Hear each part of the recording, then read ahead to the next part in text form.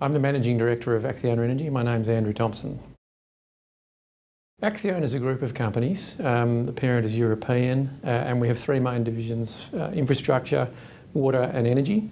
And in energy we focus on renewables. So we've got a portfolio of about 8,500 megawatts of all of the commercialised technologies and we operate in 16 countries. Most of our employment is a direct result of the RET. We employ currently around 70 people on a permanent basis here in Australia. We've got another 120 employed on construction activities at the moment, and historically we've employed around about 600 people. Projects like our Warburg wind farm, over the life of the project we estimate employment opportunities for around about 2,000 people, including local employment, subcontractor employment and so on. For our Gunning wind farm in New South Wales, around about 400 people over the life of the project. So the employment benefits are significant, they're far-reaching, they go to all parts of the economy, and they're regional in particular. The original renewable energy target introduced by the Howard government was actually the reason Acciona came to Australia in the first place.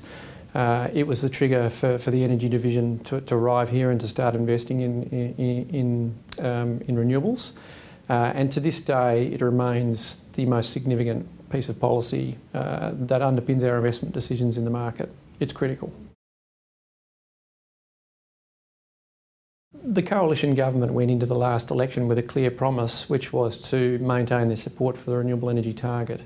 And on that basis, we don't expect any drastic changes to the target or removal of the target, as some people might suggest. Like a lot of companies, we've invested tens of millions of dollars into development pipelines on the understanding that renewables enjoy bipartisan support and that the renewable energy target is supported on a bipartisan basis. And we would have concerns that major reductions to the target would impact the investments we've already laid down.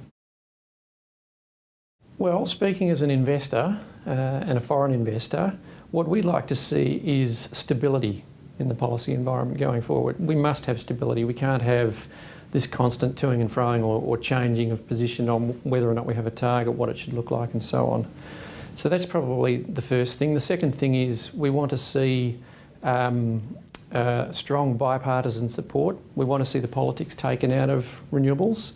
And also, we need to see a discussion that goes beyond 2020. What's our vision for renewables in this country beyond 2020, 20, 30 years from now? That's a really important conversation we need to have.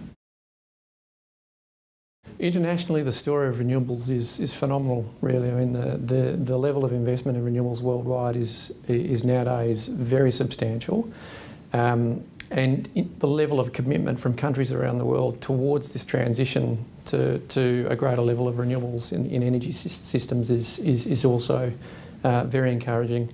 We don't see as a company, and we're a company that operates worldwide, any country in the world that's retreating from its ambitions towards renewables, despite the fact that we see economic challenges in different parts of the world. What we see is continued commitment and a continued desire and ambition to see renewables become bigger and bigger.